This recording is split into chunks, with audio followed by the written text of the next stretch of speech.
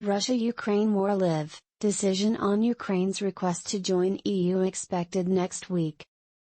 The Russian invasion of Ukraine has now carried on for 108 days with a humanitarian crisis hitting pockets of the embattled nation. As the incessant pounding continues, Mariupol's mayor Vadym Boychenko warned of an imminent cholera threat as uncollected corpses poison the waterbodies. Meanwhile, Russia decided to formally withdraw from the UN WTO after Moscow was suspended in April. Ursula von der Leyen visits injured Ukraine soldiers at hospital. I visited soldiers recovering in a hospital in Kyiv. In spite of the injuries, their spirit is unbroken. Their determination, intact. These are hard times for Ukraine. Europe is at your side. Decision on Ukraine's request to join EU expected next week. Decision on Ukraine's request to join the European Union is expected as early as next week, European Commission President Ursula von der Leyen has reportedly told President Volodymyr Zelensky. During her second visit to Ukraine, von der Leyen told Zelensky that EU will enable us to finalize our assessment by the end of next week. You have done a lot in strengthening the rule of law, but there is still need for reforms to be implemented, to fight corruption for example, she told the Ukraine's leader. EU praises Ukraine's strength and resilience in face of Russian aggression. EU's von der Leyen praised Ukraine's strength and resilience in the face of Russia's horrible and atrocious invasion and said the EU would assist with reconstruction so the country could rise. We are mourning with you. We share the tears with you, she said.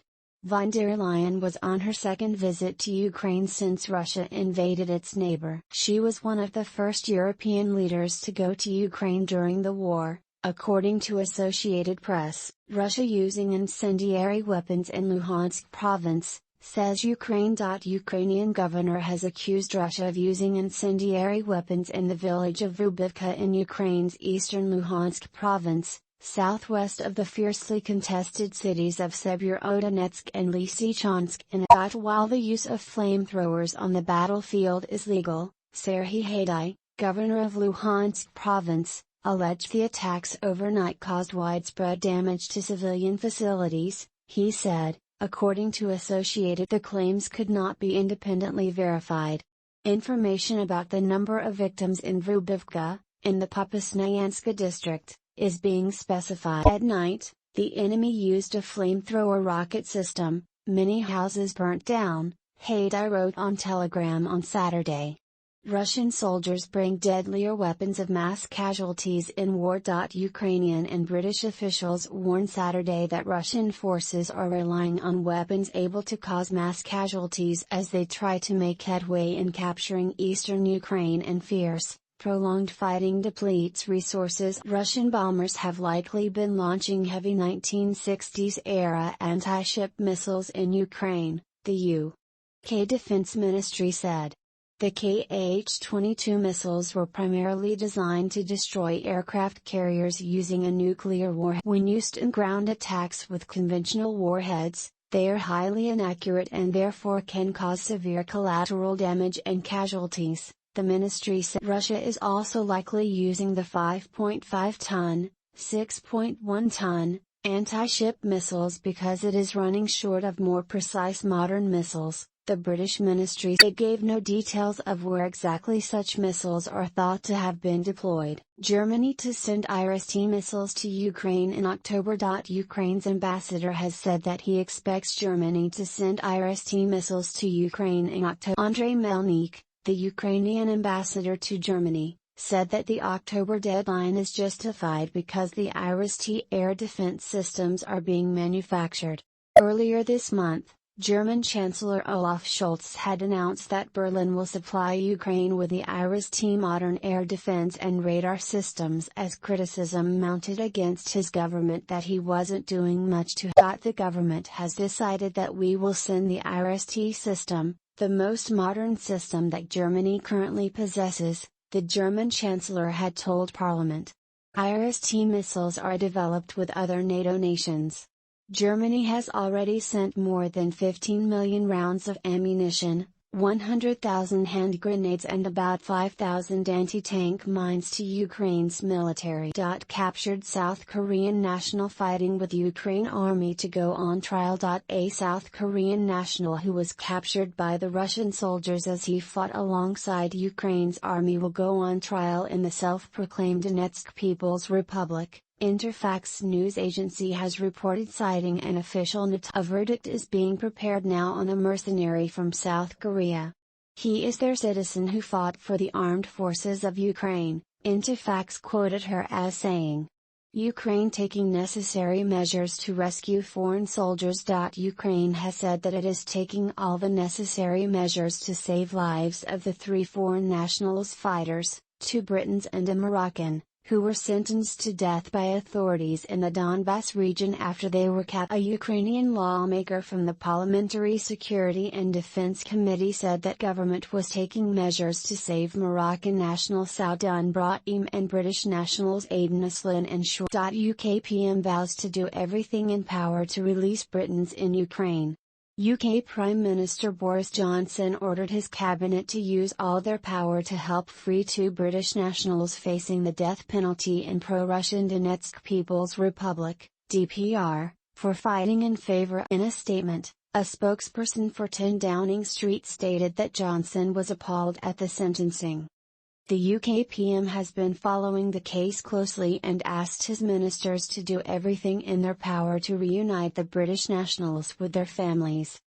Stopping Russia crucial for whole world, Zelensky tells Asia Summit. Ukraine's leader Volodymyr Zelensky, speaking remotely at the Shangri-La Dialogue in Singapore, said that the outcome of the ongoing war in his country affected not just Ukraine, but the future of it. I am grateful for your support. But this support is not only for Ukraine, but for you as well, he said.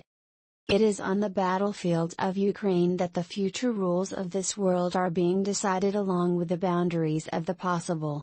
Zelensky said that his military forces had no ambitions to move into Russian territory. Please remember, the war is being waged on our soil.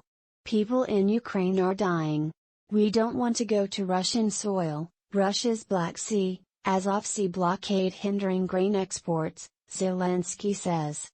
Russian troops' continuing blockade of ports in the Black Sea and Azov Sea has been hindering the Ukrainian grain export to the world market that has triggered the global food insecurity, Ukraine's Zelensky said on Saturday. If due to Russian blockades we are unable to export our foodstuffs, the world will face an acute and severe food crisis and famine in many countries in Asia and Africa, he adds. Zelensky reiterated that Ukraine would definitely prevail in this war that Russia has started and described how his military had no ambitions to move into Russian territory. Future rules of world decided on Ukraine's front lines. Zelensky. President Volodymyr Zelensky said that the future rules of the world is being decided on Ukraine's front lines as his forces continue to deter the advancement of the Russian troops inside his territory. Speaking at the Shangri-La Dialogue in Singapore, the Ukrainian leader iterated that the globe's fate and the future of international rules-based order is being decided by the ongoing war in his. As he addressed 575 delegates from 40 countries, Ukraine's leader said, I am grateful for your support, but this support is not only for Ukraine, but for you as well. It is on the battlefield of Ukraine that the future rules of this world are being decided along with the boundaries of the possible. Zelensky says preemptive diplomacy, sanctions were needed before war. Ukraine's President Volodymyr Zelensky told a Shangri-La Dialogue that a preemptive diplomacy and sanctions were needed against Russia before the war started. Ukraine's president was responding to a question about France's President Emmanuel Macron's recent call to avoid humiliating Putin. We needed preemptive diplomacy and sanctions before the war. It is too late to try to reach out to or comfort the Russian leadership, said Zelensky. Global food crisis not due to Russia's military action, but U.S., Russian MFA. Director of the Economic Cooperation Department of the Russian Foreign Ministry, Dmitry Berechevsky during his briefing on global food security said that the global food market situation began to take shape a while ago and has nothing to do with the beginning of Russia's special military operation. It dates back to February 2020 when the world economy was disoriented and had to be restored, Berechevsky stressed. Russia's minister blamed the U.S. missteps in regulating its economy during the pandemic that has triggered the global food insecurity. He blamed EU's what he described overestimation of the alternative energy sources that resulted in a dramatic price hike of the fuel. Irrational one-sided sanctions against Russia, one of the world's leading food and energy producers, has triggered global food insecurity, said Director of the Economic Cooperation Department of the Russian Foreign